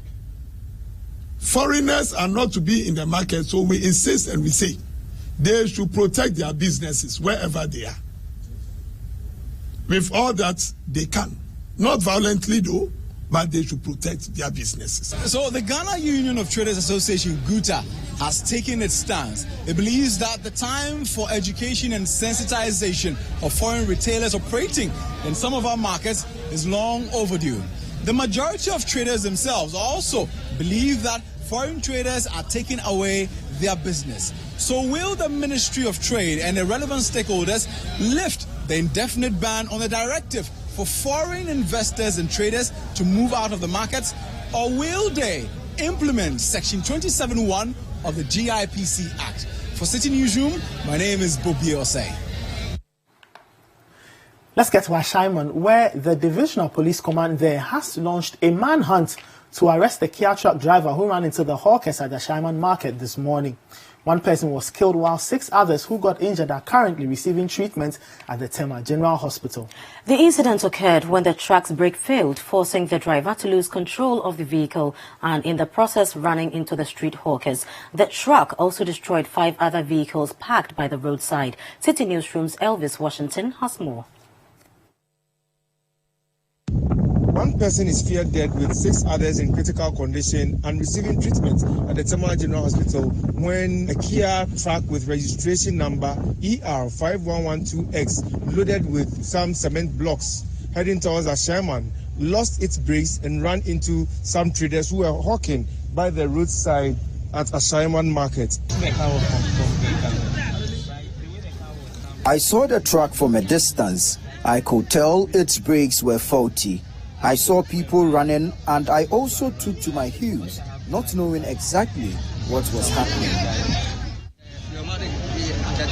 He did not notice the truck coming in his direction, so he was knocked down and pulled beneath the truck, killing him. But for me, I was able to escape and run for my life. The vehicles are Kia Picanto, Opel Astra Taxi Cab. The Opel Astra Taxi Cabs are 2.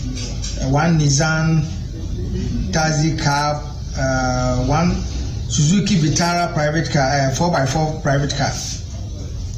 It caused damage to them. So these victims, numbering about 7, were rushed to Tema General Hospital for treatment. But unfortunately, shortly on arrival, one of them died, called Love Achu, 22-year-old lady.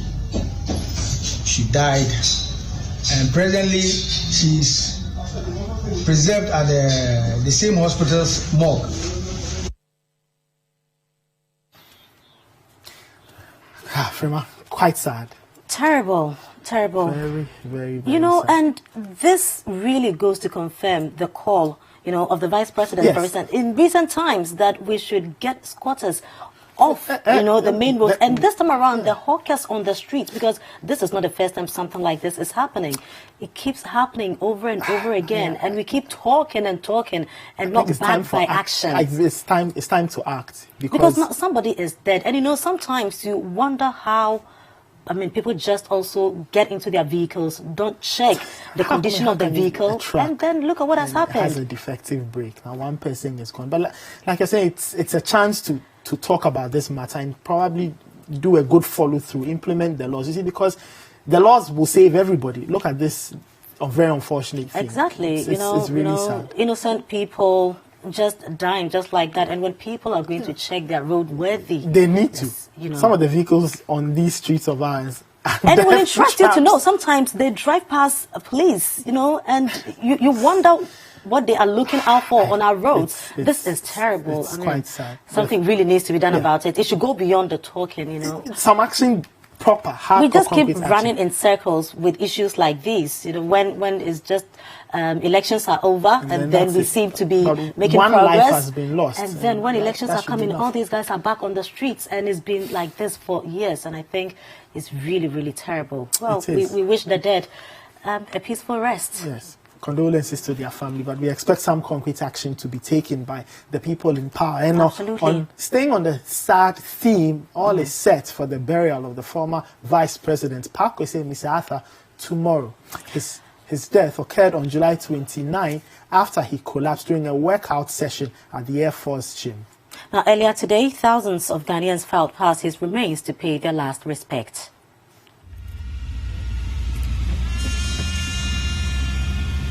The remains of the late Vice President Pakwesi Mensah was conveyed to the Accra International Conference Center around 5:30 a.m.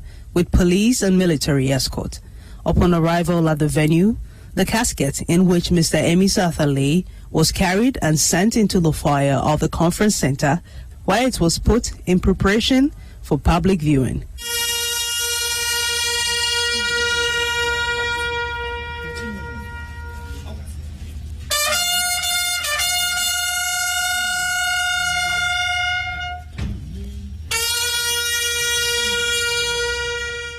At 8 a.m., the remains of the late Vice President, dressed in a black suit and a white shirt, was laid in state, and the public was given the opportunity to come in and file past to pay their last respect.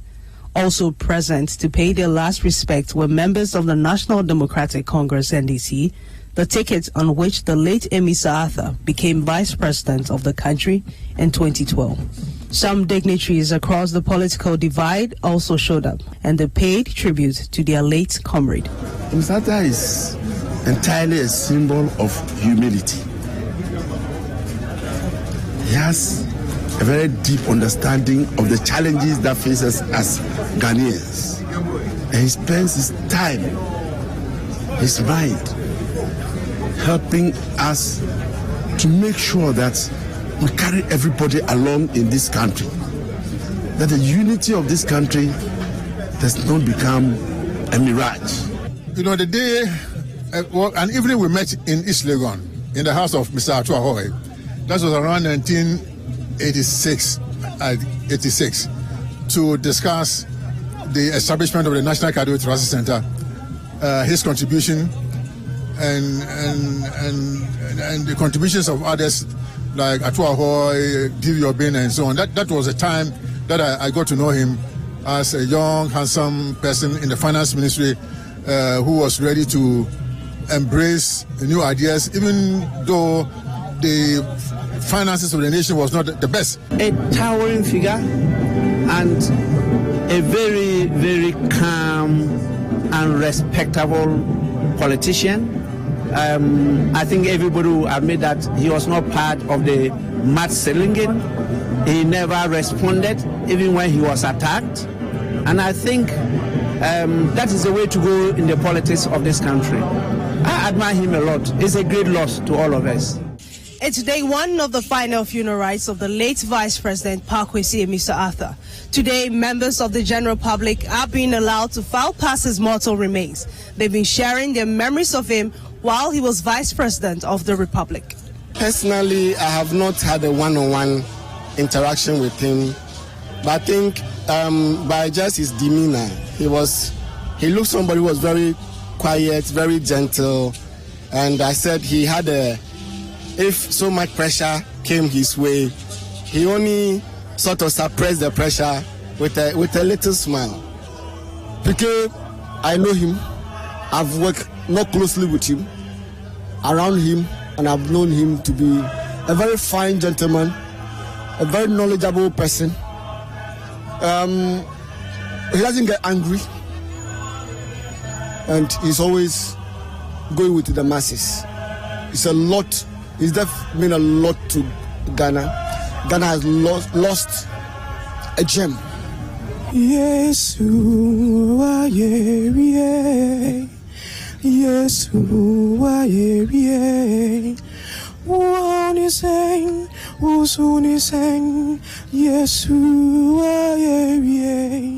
Tomorrow will climax the funeral rites of the late Vice President JH Mensah. He is expected to be interred at the Bemakam Military Cemetery. From the Accra International Conference Center, I am Marie-France Fojo for City TV.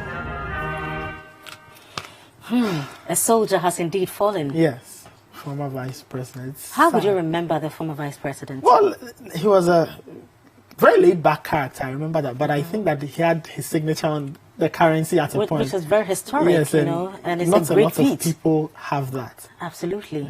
Well, I remember him for the same reason, you know, that his signature is on the currency. And I think that's a great achievement. That's a man of great power. To another patriot who has passed on, we're talking about Joseph Henry Mensah, and hundreds of Ghanaians from all walks of life went to his residence to observe the one-week celebration of his passing. Present at the celebration was the President, Nana Addo Dankwa Akufo-Addo, and the Vice President, Dr. Mahamudu Bawumia. Others include the National Democratic Congress's Party Chairman, Kofi Potofie, and General Secretary, Johnson Asiedu-Nketia. The family of the late JH Mensah is, however, yet to announce a date for his final funeral rites, as they maintain extensive consultations have to be concluded before a date is settled on. The East Legon residence of the late statesman Joseph Henry Mensah was filled with sympathizers and mourners as the family marked 1 week of his passing. JH Mensah was born in October 1928 and died at the age of 89 on Thursday, July 12, 2018, at the 37 Military Hospital, where he had been receiving treatment for the past 12 months. President Nana Addo Dankwa Akufo-Addo, his vice, Dr. Mahamudu Bawumia, Chief of Staff Akosua Fremo Pare, NPP General Secretary John Boedu, as well as some ministers of state and members of parliament were present to commiserate with the family. The National Democratic Congress was represented by party executives, including Chairman Kofi Potofie, General Secretary Johnson Asiedu-Nketia, National Organizer Kofi Adams, among others. The dignitaries, after signing a book of condolence, paid glowing tribute to the late JH Mensah, whom they all described as a legend in Ghana's political and economic discourse. Well, I met Honorable JH Mensah at a very young and tender age through an association, his association with my late father. He awed and inspired me simultaneously. I think he's one of the few people I have come across who was willing to teach, who was willing to guide. He mentored me. You had the courage of conviction. All that we're praying for one day was to perhaps grow up one day to wear his shoes, as he rightly said. Unfortunately, I didn't see the tenure that he was the finance minister. I was a kid then. But I remember when you go to Sunyane Commercial Bank now, the building was inaugurated by Honorable JH Mensah, so you have his plaque fixed on the building. So any time any young person went to the commercial bank, you ask, who is this JH Mensah? He spent most of his time in exile outside the country, and then when constitutional rule was restored back in 1992, this great man relocated back to Ghana. So some of us, it serves as a motivation for us, because somebody we have been yearning to see had returned onto the political scene of this country. I would say JH Mensah was my uncle. even though not strictly on blood relations. I saw him as a godfather in politics. Also, we're growing Rangahafu being the birthplace of Professor Budia and JH Mensah, Monofies, and the others who were the pace setters in our politics. We all wanted opportunity to meet them one day or the other. I didn't know that I would grow up and participate in politics, and in actual fact, meet JH Mensah as a colleague in Parliament. Nanatufo Boatin's report for City News. Now, in some other news, the minority in Parliament has cast doubts over the government's decision to relay an amended Ameri deal for parliamentary ratification. Government has last night laid a fresh agreement before Parliament to amend the controversial $510 million power deal approved by the House in 2015. The then opposition NPP was critical of the deal for what the Energy Minister Boakye Jako later described as being overpriced by $150 million. The NPP MP for Adansia Sukwa, Katie Hammond, had earlier filed a motion for a rescission of the deal amidst fierce protests by the NDC. Speaking to City News, ranking member on the Mines and Energy Committee, Adam Mutawakilu, said his side will meet with the sector minister later this afternoon to register their disagreements. If I make them available now and tomorrow decide that it changes, I don't want to be contradicted. But estimatedly, how much are we losing? Perhaps seen some figures. I know that the $405 million savings that the minister said in the agreement, I beg to differ a little. I believe that we are going to pay more, not make savings. We are going to incur more per the analysis that I have done. But I need the minister to prove me beyond reasonable doubt what analysis he did and had the savings. Two, the minister has made it clear the reason for which he will abrogate the agreement. The reason is that the cost of the equipment should be $360 million. And that Ameri was selling it to us at $510 million. He should come and convince us in the agreement whether this agreement will pay $360 million or less or more. But from what I have seen, we will pay more, double that amount, more than double, not double, more than double that amount. But we wait for the minister to come and convince us. Right, so let's go over to the phone lines and speak to the Executive Director of Africa Center for Energy Policy, ACEP, Mr. Ben Boakye. Good evening, sir, and thanks for your time. Good evening.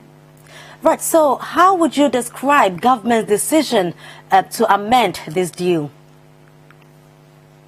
Yes, I mean, it's a process we have supported, and we thought that the contract was overpriced, and therefore it ought to be renegotiated. So we have been hoping that renegotiation will happen and bring relief, to the consumer or reduce the cost of the plant. But what I have seen as a renegotiated agreement is really not a reduction in price of the plant or saving for the public as we expected it to be. Because, I mean, if you criticize 510 to be overpriced, how do you justify over $1 billion over a 15-year period?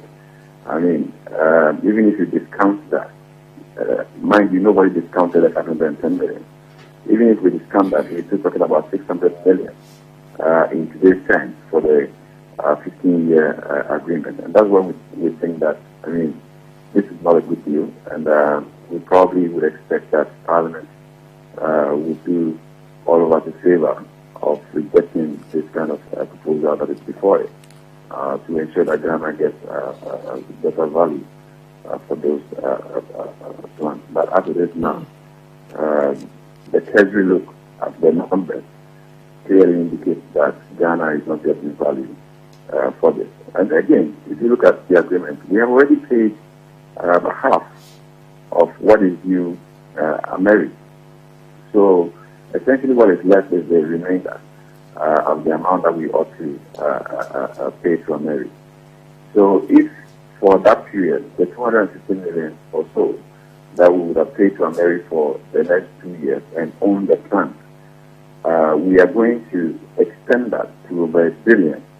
I mean, how do we justify that to the Ghanaian public? That we will not pay $250 million for 2 years, but rather we will let you pay $1 billion and over for 15 years. I think that is where the problem really is. You don't save us 2 or 3 cents for 2 years, and then you punish us for 15 years. Now, government is trying to justify this, that the reduction is going to be in the interest of the state, as you rightly said. However, the minority thinks that we may even be heading to pay more. Do you agree? Yes. As you are saying now, it's 14 point something cents per kilowatt hour around this time. So you have negotiated to 11.7 for the 15-year agreement. But the truth of the matter is that if the agreement stayed as it is today, in the next 2 years, when we would have finished paying America, it reduces the cost to 10.4. So what it means is that we are going to pay 11.7 beyond the 2 years. And we estimate that the difference between what we would have started paying the 5-year agreement with America and the 11.7 that has been agreed now is almost $317 million. So where is the savings that we are talking about? Okay, so I think somebody ought to sit down and do proper work and look at the agreement and say, what we have done is not good enough, and let us go back to the negotiation table. At worst, you keep it as it is, but don't worsen it and make burden Ghanaians the more. But it seems to be what it is on the paper as of now. So what do we stand now, and what's the best way forward? I mean, for me, the only people who can save this country is Parliament at this point. But consistently, they have failed to do their job the way it ought to be. And I don't know whether this time around they would be able to salvage the situation. Beyond that, you will see it pass. And often, you will see parliamentarians argue in Parliament, Mr. Speaker, even though this agreement is bad, let's pass it and not do it again. These are statements you expect, when it comes to ratifying some of these agreements. And maybe all of us should come under pressure to ensure that this thing doesn't go through. Beyond that, nothing more can be done. All right, thank you very much, Mr. Wachi. Right, so that was the Executive Director of Africa Center for Energy Policy, ACEP, speaking to government's decision to amend the Ameri deal. You're still live on City Newsroom, right here on City TV. We have more news coming up. Do stay.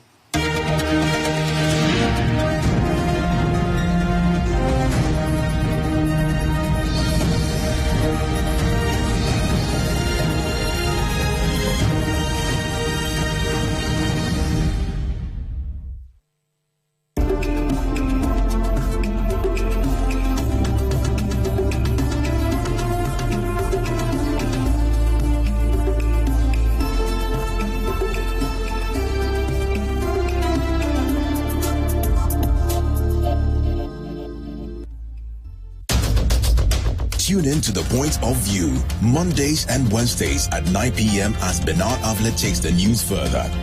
He will bring the right guests, ask them the relevant questions, and get you the real insights you need on the big stories for the day. The Point of View with Bernard Avlet, Monday and Wednesday nights, only on City TV.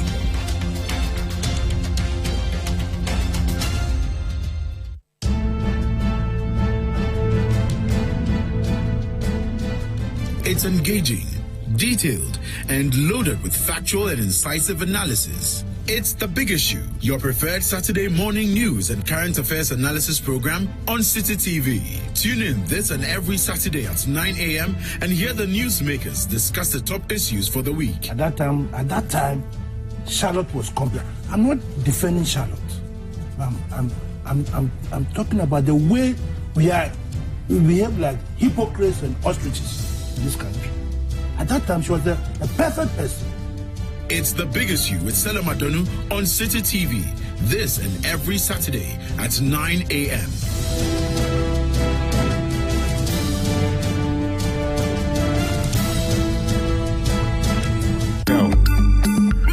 Spend 30 minutes every weekday catching up with all the trending social media conversations of the day.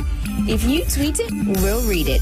We might just even Skype you. Just, no matter your situation, you can rise to the top. Absolutely. You really and can. It's interesting that he wrote this article on the 17th of June, and on the 18th of June, yesterday, he actually scored 2 goals in the Belgium World Cup meet. 30 minutes is all it takes, so use the hashtag 30minutes on social media to catch our attention. Join the most interactive social media TV show weekdays at 5 p.m. only on City TV.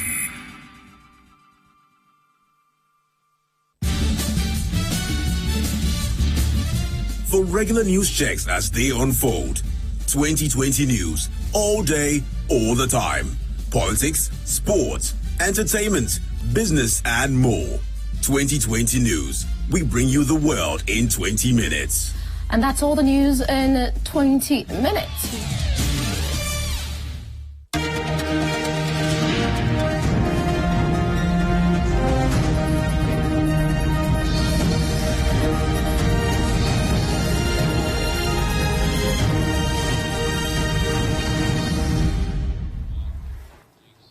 Welcome back to the City Newsroom live.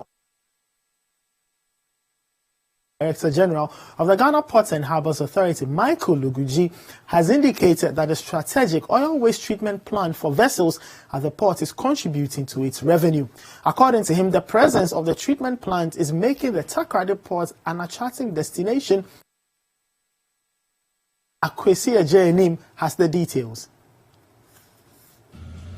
The new Ghana Port and Harbours Authority Acting Director General, Michael Luguji, accompanied by the Takoradi Port Director, Captain Ebenezer Afezi, was on a tour of strategic facilities that links with the port's vision of becoming a true destination for oil vessels.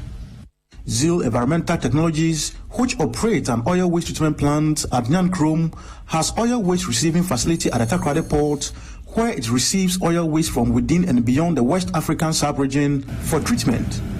After touring the plant, Michael Luguji explained Zeal's importance to the port operations.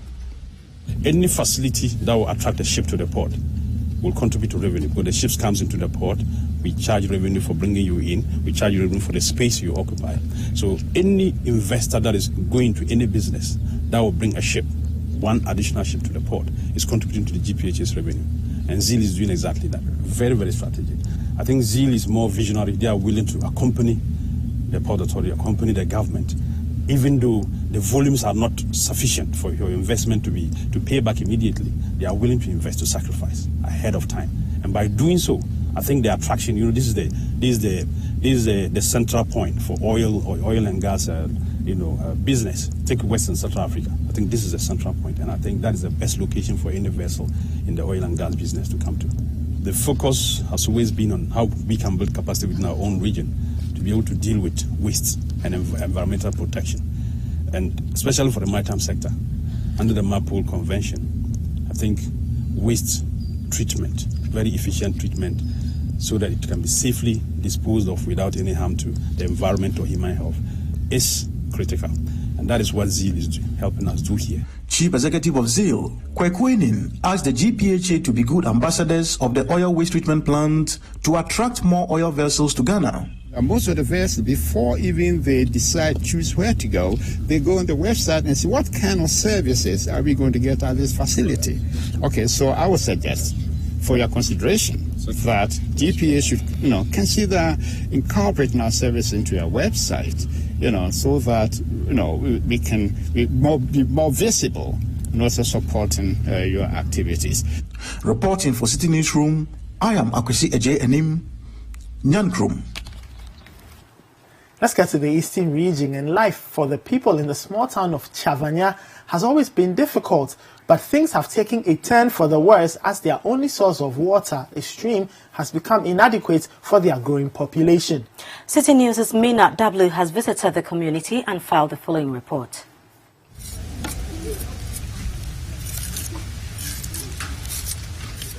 Fufu, a local Ghanaian meal prepared from cassava, is arguably a tiresome meal to cook. But that stress comes nowhere near the challenges faced by the cassava growers along the Adesu-Bodrasi Road in the eastern region.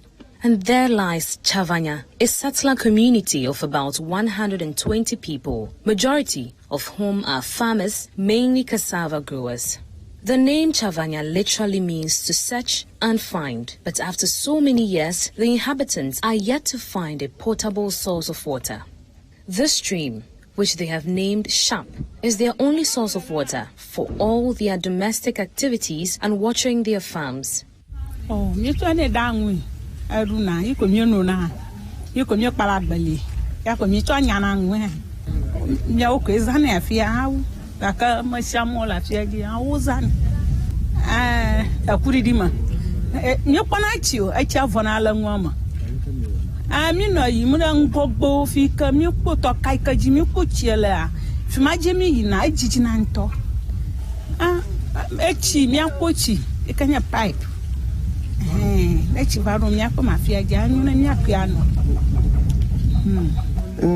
can hear me la fiagana at Chinyao, Ufu Danami, a Tochia, Kume, Nakatamela, Nunu, Valenia, Abuchi, toilet, Abuchi, move for the.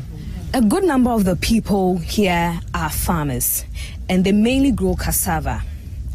But the main problem is getting their produce from here to the markets. They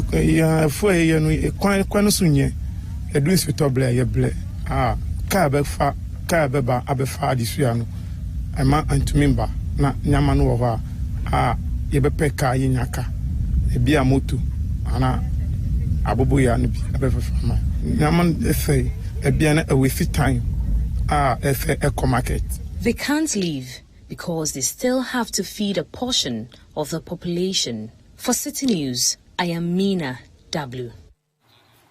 The family of a 17-year-old footballer, Jonathan JH Mensah, is demanding proof of the death of their son, who went to Russia to watch the just-ended FIFA World Cup.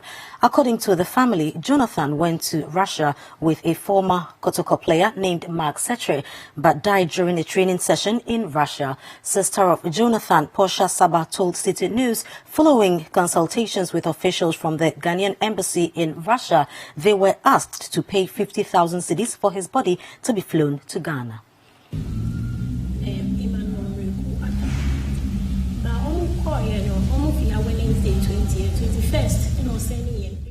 My brother, Jonathan, left for Russia via Dubai on June 20, 2018, with his friend, a former Kotoko player by name Mark Setre. On June 21st, he sent me pictures to confirm his arrival. On Sunday, 24th June, mother of Mark Setre paid us a visit to inform us that my brother had collapsed while training and has been sent to the hospital for operation. 3 days later, my mother received a call informing her of the passing of my brother in Russia, but we called his friend Mark, who denied it. Afterwards, another call came through, supposedly from the Ghanaian embassy in Russia. My mother asked for the body of my brother to be sent back to Ghana, but they demanded an amount of 500 Ghana cedis. But we don't have that kind of money. My mother then asked Mark to go verify the body and act on behalf of our family to bury my brother. We have reported the incidents to the police, the Ministry of Foreign Affairs, and gone for a letter of attorney to help us retrieve the body, but to no avail. I don't believe my brother is dead because he was physically fit before leaving. We just want proof that my brother is truly dead. And also, yeah, almost to me, my year who prove BI, it's say, Nipanewu. At the almost can say, we but almost so my prove BI, it's say, Nipanewu.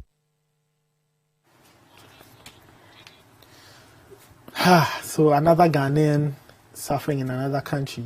Reminds me of yesterday's story, the pastor who was shot in Cameroon. Yeah, but I think this calls for concern, yes. Because if the family is being asked to pay 50,000, I don't know what the role of the embassy is. Well, I mean, we do know that when something like this happens, you need to reach out to the Ghanaian embassy in Russia. Absolutely. They've learned that they are supposed to help you.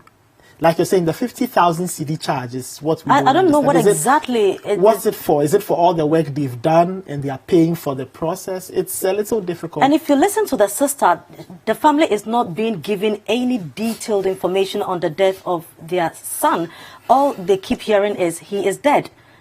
I don't know. I think that our foreign missions would have to be a bit more up and doing, because remember the Cameroon stories. It's still going back and forth. It is difficult. Yeah, you know, with the Cameroon story, especially when they reached out to the foreign ministry here, and nothing seemed to be done. And for them, it's really gone beyond the family to the government, you know, of Cameroon. At that level, it's supposed to be government to government. And unfortunately, nothing like that was being done. And as it stands now, it appears the family has given up because the pastor has been buried. Yes. But, you know, one other story that worries me is the Chavanya issue. Yes. You know, and I think this is really going on in several communities in Ghana when we don't have potable drinking water. Water to drink. You imagine that in the year 2018, with the president's grand plan of making things work, there are places that are still underdeveloped. I mean, how can a place in the eastern region not have water? How do we expect the people to live? And when you look at the images, they walk into the stream to fetch the water that they are going to be drinking. And in other areas, you see even cattle drinking from the same stream that humans are drinking from. It's just a viable condition for the 21st century. And all kinds of health challenges. And so we keep going in circles, you know. If you add the fact that we have health facilities that are not being used, you have health facilities that have not been constructed, you just find that we are at a very, very disadvantaged place, and we'll have to do a lot more. These things beat understanding. The lives of our citizens need to be valued, and the people in power need to value the lives of the people. Isn't that we are not pushing hard enough, you know, as citizens? So what exactly is the problem? Or our leaders are simply mean to us? What exactly is the issue? I don't know. I think the leaders need to be up and doing. Maybe citizens need to push hard, but I think the people who live in these conditions don't even have the avenue of letting out their own frustration. Exactly. So sometimes on the blind side of government, but I think government needs to do more, because they live in a place where they're supposed to be a DCE, they're supposed to be an MC probably, an MP. All these people need to ensure that their portions of Ghana get a good chunk of the national. That's if they know what the DCE and the MPs are supposed to be doing. Yes, that's a great question. Well. But before we go, let's just run through some of the stories we've been bringing you in the last hour or so. Police have launched a manhunt for a Kia truck driver who killed a hawker and injured many others after running into them at the Ashaiman market this morning. Now, policeman at the center of the Midland assault case pleads not guilty to assault in court. Minority in Parliament demand further details on the cost of the amended Ameria agreements for parliamentary ratification. Former Vice President Kwesi Arthur to be laid to rest tomorrow after thousands of Ghanaians pay their final respect today. And the Sports Ministry earlier announced a freeze on support to media and supporters group who are hoping to go to France to watch the Under-20 Women's World Cup. And that's it for the City Newsroom. For more news, do visit citynewsroom.com.